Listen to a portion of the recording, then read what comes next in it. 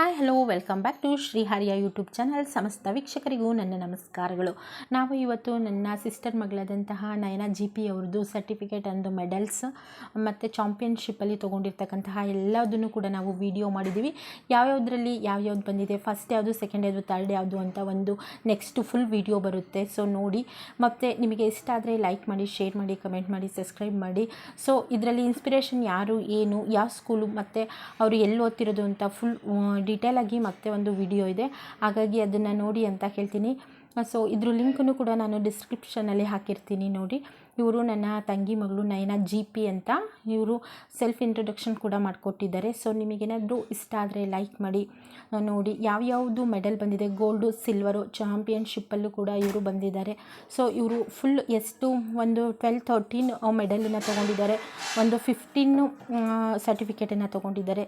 ನೋಡಿ ಇಷ್ಟ ಆದರೆ ಲೈಕ್ ಮಾಡಿ, ಶೇರ್ ಮಾಡಿ, ಕಮೆಂಟ್ ಮಾಡಿ. Thank you for the watching. Thank you so much. Thank you for the watching.